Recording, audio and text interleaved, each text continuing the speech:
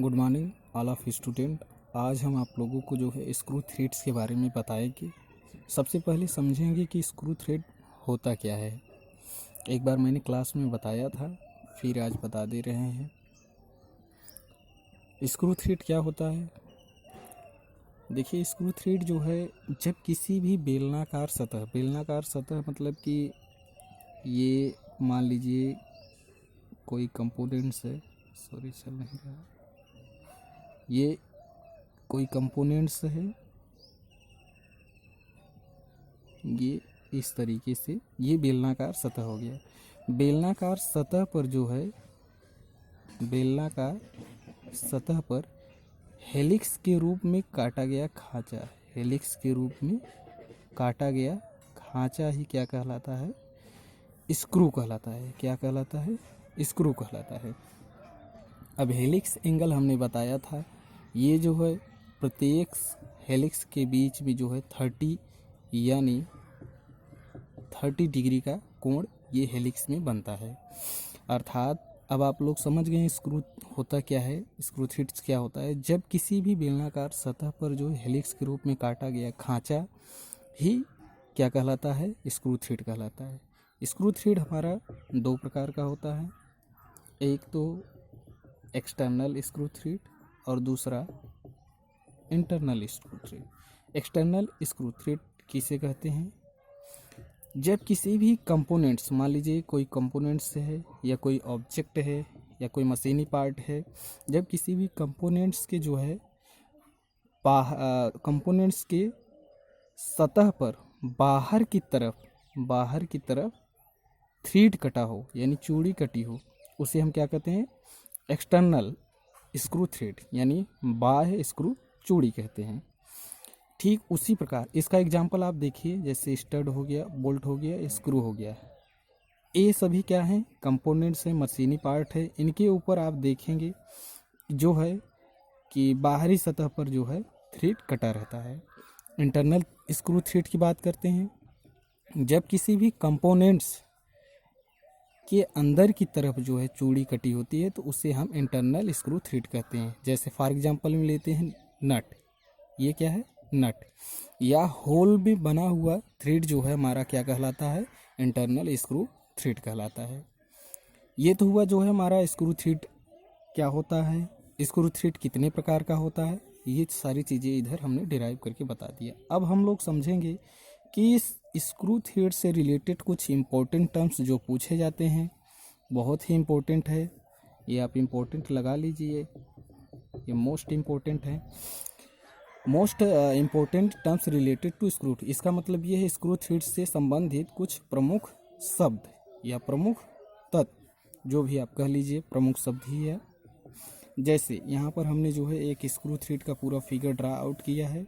इसमें आप देख रहे हैं कि depth, pitch, crest, thread angle, flank, root, nominal diameter, minor diameter और मेजर डायमीटर, ये सारी चीज़ें जो है इस पर ड्रा किया गया। अब हम इसको एक एक करके समझेंगे।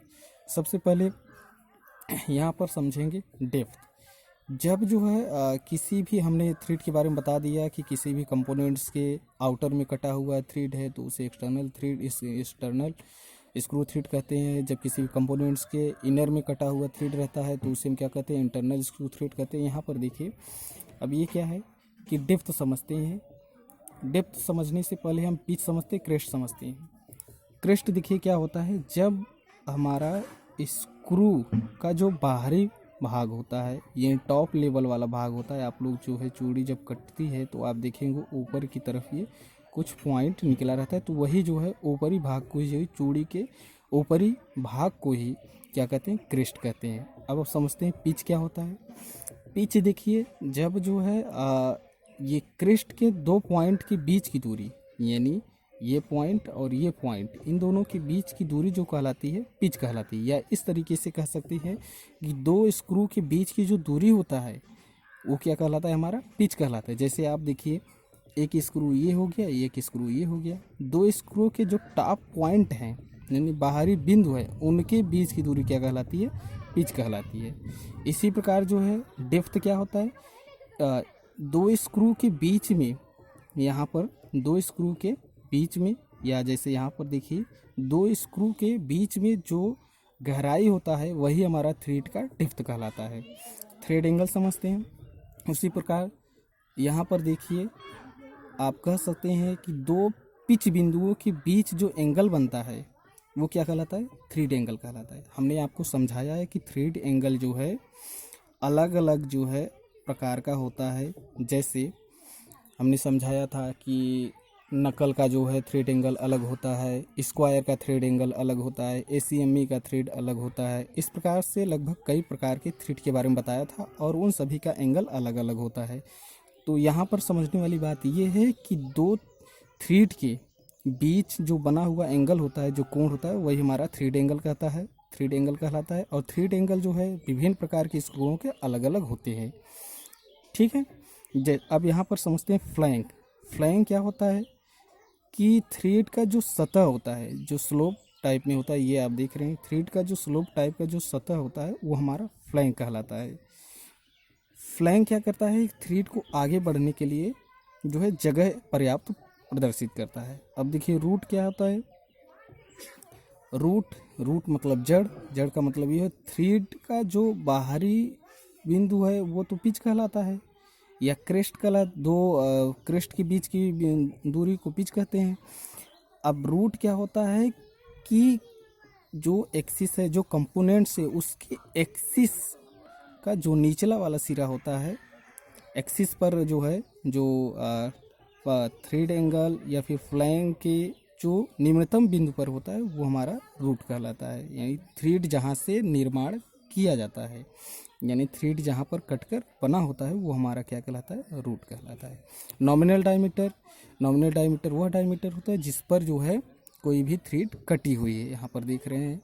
और यहाँ माइनर डायमीटर यानी नॉमिनल डायमीटर से कुछ ज़्यादा का जो डायमीटर होता है थ्रेड का वो हमारा क्या कहलाता है? Major diameter. Minor diameter. अब मेजर डायमीटर यानी थ्रेड का जो बाह्य व्यास होता है, अधिकतम व्यास होता है, यानी यहाँ इस क्रेस्ट से इस क्रेस्ट के इन दोनों के जो बीच की जो डायमीटर होता है वही हमारा क्या कहलाता है? मेजर डायमीटर कहलाता है। तो इस प्रकार से जो है हमने पढ़ा कि स्क्रू थ्रेड क्या होता है, स्क्रू थ्रेड कितने प्रकार का होता है, स्क्रू थ्रेड से रिलेटेड कुछ इम्पोर्टेंट टर्म्स। आई होप आप लोग जो है अच्छे से समझ गए होंगे।